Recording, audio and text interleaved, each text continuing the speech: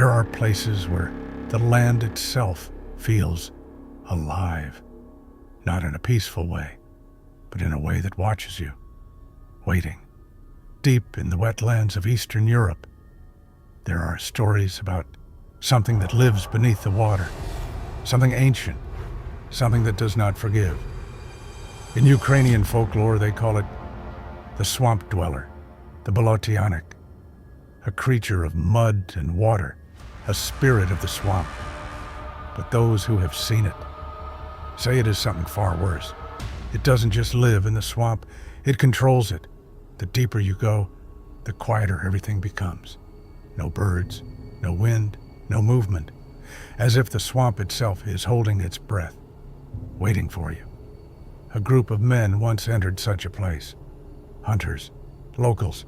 They knew the land, or at least they thought they did. They were tracking a wounded animal. Blood led them deeper. Step by step, the ground became softer, wet, unstable, but they continued because something felt wrong. The tracks were changing. At first, they were clearly animal. Then, they weren't.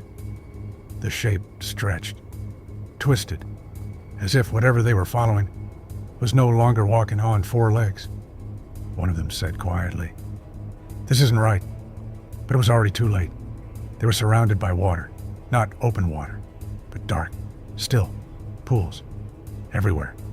And something else, the sound, a slow, wet movement, like something pulling itself through the mud, watching them, circling.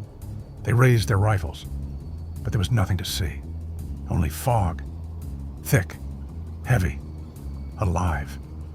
One of them stepped forward. The ground beneath him moved. He froze. And then he screamed. Something grabbed his leg, not pulling him fast, not violently, but slowly, dragging him down into the black water. The others tried to pull him back, but it was too strong, too deep. And then he was gone. The water became still again, as if nothing had happened. No bubbles, no blood, nothing. Silence. They ran. But running in a swamp only takes you deeper. Branches clawed at them. Mud swallowed their steps. And behind them, something followed. Not quickly, not loudly. Just enough to remind them it was there, watching, waiting. They reached a clearing, if you could call it that. A wide stretch of black water, perfectly still.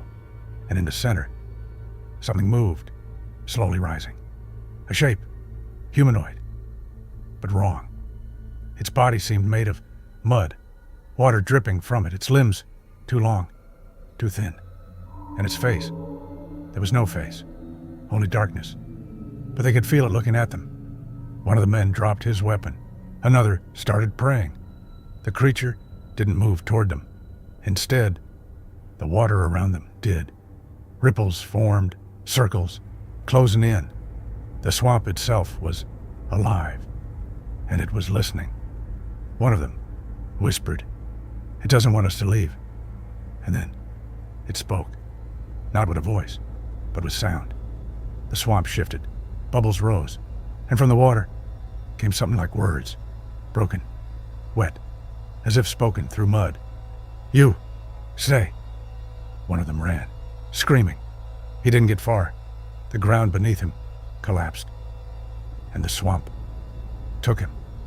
The last man stood frozen, unable to move, unable to think. The creature stepped closer, its body dripping, shifting, as if it wasn't solid at all, but part of the swamp itself. It reached out, slowly, and touched the water. The surface rippled, and suddenly, the man saw something. Not the swamp, but himself, standing there, but different. Still, empty, trapped. And in that moment, he understood. The swamp doesn't just take you, it keeps you. It becomes you. Days later, search teams arrived. They found nothing.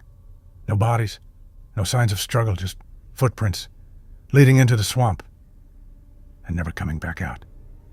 Locals say, if you go deep enough, You might hear something calling. Not your name, but something close, something familiar. Something that wants you to take one more step. And if you do, the swamp will not let you leave.